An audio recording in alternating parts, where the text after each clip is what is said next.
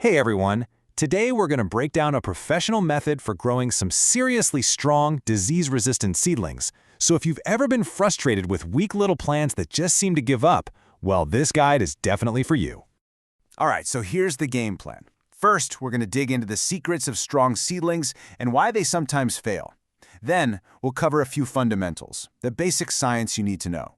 After that, we'll walk through the main event, the three-tray process itself. And to wrap it all up, we'll talk about how to know when your plants are ready to graduate to your main system.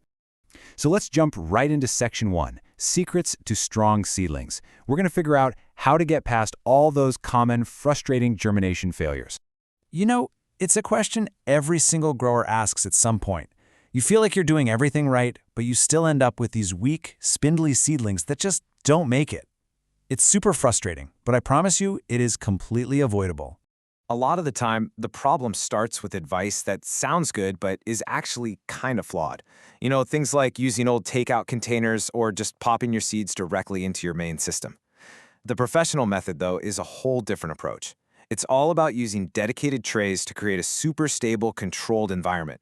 The real goal here is to build a strong cellular structure first, long before the plant has to deal with the big, stressful world of your main system. Okay, moving on to Section 2. Before we get into the how-to, we really need to understand the why. So let's cover some of the fundamentals of what your plants truly need to thrive, right from day one. Okay, first key concept, the difference between a sprout and a seedling. It's a huge distinction.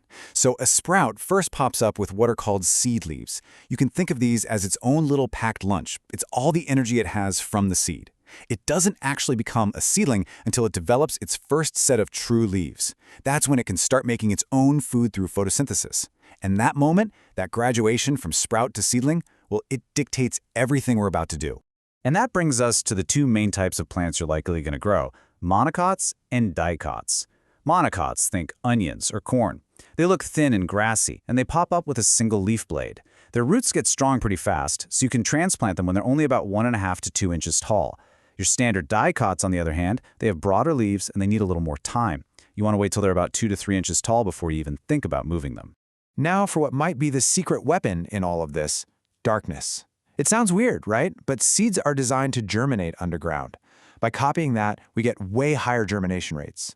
It also helps all the seeds sprout at the same time, and it prevents them from stretching and getting all weak and leggy trying to find light.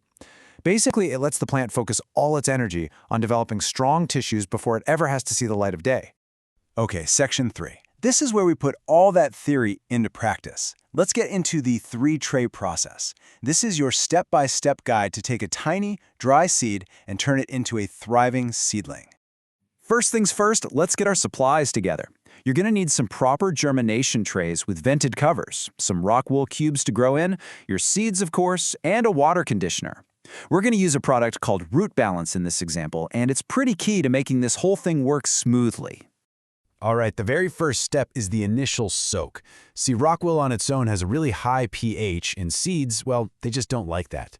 So we're going to mix our water conditioner, just 1 milliliter of Root Balance for every 500 milliliters of water, and let the rock wool cubes soak in that for about 15 to 30 minutes. This totally stabilizes the pH and makes it the perfect little home for a seed to wake up in. After the soak, just drain out any extra water. And that brings us to tray number 1 in our system. So tray 1 is all about one thing, germination.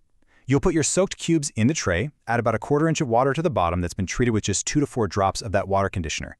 Then pop the cover on and put the whole thing somewhere warm and, this is key, completely dark. The goal here is simple. We're just telling all the seeds to wake up and sprout at the same time. Now, the moment you see those first little green sprouts breaking through the surface, it's time to move on to stage 2. All right, welcome to tray 2, the sprout stage. Now we introduce light and take the cover off to get some air flowing. You could even add a small fan to gently blow on them, which mimics wind and makes the stem stronger. But here's the most crucial part. You add absolutely no nutrients yet. None. We're still just using tap water with our conditioner. This actually forces the little sprout to build a tougher, more resilient cellular structure all on its own. Okay, so once your sprouts have developed their first set of true leaves, they've officially become seedlings. Now they are ready for the final, and I'd say most critical, tray.